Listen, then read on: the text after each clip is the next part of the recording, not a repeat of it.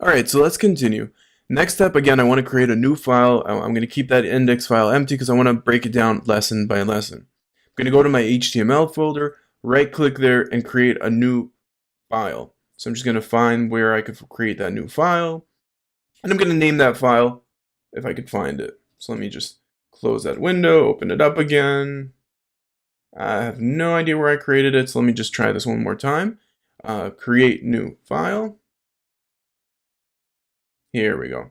So we're going to give this file name, again, it's going to be a .html file, and I'm going to call this lesson2.html. I'm going to save it, and again, refresh just to make sure that the name catches, and I'm just going to go right into my browser, and I'm going to type here in my browser, lesson2.html, which is the course, the lesson we're in, and we got to the file, all's good. Now, one thing I didn't say earlier also is, by the way, if you hit an area that doesn't exist, let's say you write lesson2.htm and you click enter, you're going to get to a not found, which is logical.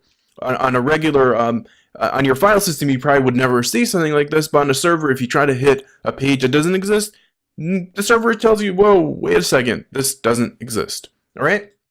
So that's our lesson2.html. We got our file ready. Let's start working on HTML. Let's see what it is. First step is we have to go into our editor, which again, something that's really cool about this application, about coding, is that it enables you to literally just double click on your file and automatically open up an internal editor. That's all you had to do, and we're ready inside of an editor.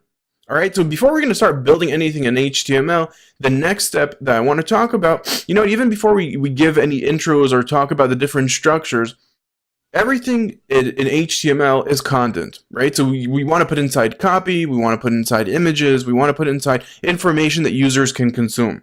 And in that information, many times we have different types of information. Maybe in some we have a title, we have maybe, let's say, a paragraph, we have a paragraph. And I'm just breaking a line as I'm typing. We have a link. What else we might have? We might have an image. We might have any variety of things. Now, before I'm going to do anything, I'm going to save the file by clicking on my Command S. It was automatically going to save it when I do that. And I'm going to go back into my file and click on refresh and notice what happens. Now, if I was working in a regular text editor, then everything would break down in the lines the way I want them to break down. In HTML, it doesn't work that way. In HTML, we have to be very explicit about every single thing we want. Notice how right now our title is really ugly. Notice how all of our content, there's absolutely no way for HTML to know what is actually the title, what is a paragraph, what is the link. And because of that, HTML has a way to solve that problem by basically us telling it behind the scenes information that let HTML know where something starts and where something ends. Now, what does that mean? And I'm going to open up another editor just because I want to zoom in really big so you could see what I'm typing. Now, in HTML, there's something that's called tags. Now, we're going to work exclusively with tags for the next hour, and I want you to really be familiar with it and understand the basic rules of tags. Now, if you've ever heard about XML, XHTML, and many other languages, I'm sure that if you even go into your computer, almost every application has something relatable to HTML or XML. And the parallel is very, very similar, and I'm going to talk about HTML almost as if it is XML, only with a specific implementation. No history, no extra information. So let's talk about tags. Even before we give them meaning, the way we define a tag is we need to set a starting place. Let me make this a little bit smaller. We need a start, we need an end, and we need our content to be in the middle. Now, obviously, if we just type start or something like that, there is absolutely no way for HTML to read it and know that this is the start. Nor if we just type end, there's no way for the browser to understand that this is the end of what we meant. To solve that problem, we just have to have a convention, which is basically lesser than the name of the item of whatever it is, and then greater than. So we're basically enclosing the name of whatever action we want to have around those brackets. Now, whenever we want to finish something, we would basically have it go all the way in the end as well. Now, you might be thinking now, and justifiably so. Well, if you just put name, how could the browser know that it's not just another new instance of that? What if I want to have two titles? So let's say this was a title, and this was a title. All right. So then the browser might say, hey, okay, there's two titles here, and you're absolutely right. So the way we solve that is we have an opening tag, which is basically this. And when we create our closing tag, we basically put here a close. So literally what we have is we have a tag, we have our content inside, and we have our closing tag. And that basically defines a hierarchy. It defines and basically says, okay, everything inside of this is the content of the title tag. And because HTML is a language that has a list of things that you could do, if you use tags that are available in HTML, it will render or put that feature or put that behavior into whatever is inside of that tag, or define it as that type.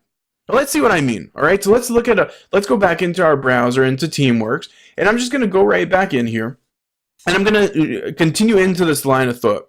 So every HTML document, just as we said, needs to know where the start and where the end of every element of content is, needs to know also where is the start and where is the end of the actual page itself. So to tell HTML that, we have a tag that's called HTML. And the HTML tag literally just tells the browser that here is where my HTML code starts, and I also want to tell it where it ends. So I basically close that HTML tag. And this is the first tag we've ever created together, but I don't want us to end here. So let's continue. Now, this might be incredibly logical right now, but as we continue in the course, it's going to get more logical and more logical. There's a lot of things that we don't want anyone to see, and there's things that are just information that should be visible. There's things that are more of the behind the scenes information, and there's things that are part of the page itself. Just as much as there's a book cover, and then there's the actual book. There's the price of the book, which is something that is external to the book, and there's the actual book itself, which is the content that's inside of the book. Now, if a book has a hard shell or a paperback or a hard casing, that is something that's defined externally, right? That's part of the wrapper. It's part of that external. It's not part of the actual integral part of the content of the book. And that's how it works in HTML as well. So every HTML page, every single HTML page has a head tag. And again, we always have to close anything that we open. And N has a body tag. Now, I want you to notice two things in what I've just done, and I'm going to save this right now. If I go into my browser and I just click on refresh, you'll see that the page is going to be empty. Because all we gave the browser so far is instructions of what is inside here and what is inside here. But currently there is nothing inside both the head and the body. Now, some tags go inside of the head and they're only in the head. Some tags only go in the body and they're only in the body. Tags that are relatable to global information about the page will always go inside of the head area. While things that relate directly to the content will always go inside of the body area. Now, we've learned a couple of other things now, even before that, and I want to make sure that you guys get it because it's very important. Every tag you open, you must close. If you don't close a tag, you're going to have a lot of behaviors that you can't control and can't expect. So the rule of thumb is, you open a tag, you immediately close it. Then figure out what will be inside of it. Another rule that we've just learned just from working here right now is that there could be nesting inside of tags. And when I say nesting, that is, I could have a tag that's living inside of the HTML tag. So if I ask you what's inside of the HTML tags, the answer would be both the head and the body tag.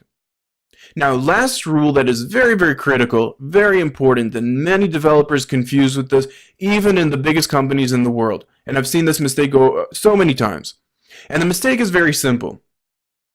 Every tag you open must close. You can't open up a new tag and not close it inside. So basically what I'm saying there, nesting is allowed. That means when you have a parent tag which is HTML, it could have children, which are the head and the body tags.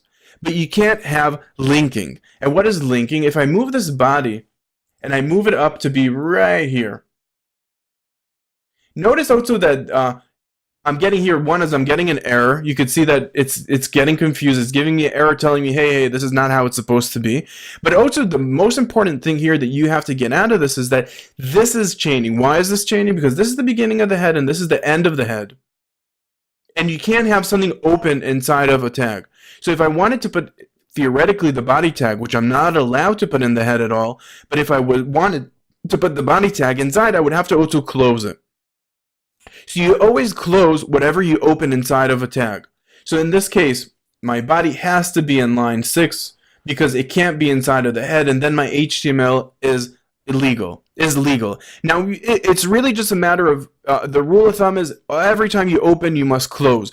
Every single time. Don't open up a tag and then say you'll close it later. You create a head HTML tag, immediately close it. You create a head tag, immediately close it. Last but not least, I want to add one more thing before we wrap up lesson number 2, which is a lot of the bare bones background of getting you started with HTML in general, is make on your first line in HTML, because HTML had so many iterations and so many versions, it used to have this really long line of copy that basically defines what the page is. Because we're living in the world of HTML5 and the people behind HTML5, which is the W3C, they decided that we don't need to define HTML types anymore. But because we don't need to define the page, so whenever 5.1 and 2 and 3 and maybe 6 and maybe 7 will come out, we're not going to update our actual pages anymore. It's going to be the responsibility of the browser to recognize if it has those features inside of the page or not. To make sure that we're telling the browser, you need to figure out what are the capabilities you have based on what we have inside of the page. We're not going to tell you for what version this page is anymore. We have to basically give it a very simple instruction. And it's basically lesser than that mark, which I always forget what it's called, which is well, you know what it's called, I hope. Now, let me write this here in a little bit bigger so you could actually see it, and then I'll write it there as well. So we have there that command, we have lesser than, we have the command, and we write here in uppercase letters, doc type. And this is the only tag that we're not going to close, and the only tag that we're not going to anything, because it's outside of the HTML. This is just instructions to the page itself. It's instructions to the browser, and we're literally telling it, hey, this page is HTML5 and up. This, whatever version we're in HTML now, we're good. We will from now on be a page that is future ready. If it's HTML5, HTML6, HTML 5000, if you're now in the year 3000 watching this video. All right, so let me just type that in into that page. Doc type, and that's it. That's all I had to do, and now I could save that. My doc type is defined, and that's it. I have my first lesson ready. It has absolutely nothing inside of it, but we set our structure and the rules, and we put all the rules together, letting you know what you're allowed to do and what you're not allowed to do in HTML. In the next video, we're going to start looking into the tags themselves and see how to integrate tags inside. One more thing that I wanted to say is you can't just invent tags on your own. Every tag has a meaning in HTML, and you have to only use the tags that are available in HTML. We're not going to cover every single tag in this course because it will be a really long course, and it wouldn't really add a lot of value to you if you're a geek, which you are, right? So just make sure that you join our newsletter. The link is below right here. And as we're creating right now a directory with all the HTML tags. You'll just get a free copy of that directory as soon as we have it ready. Just make sure that you're in our newsletter so we could report to you whenever it's ready. All right, so thanks for watching this video, and in the next video, we're going to dive into more tags. So see you there.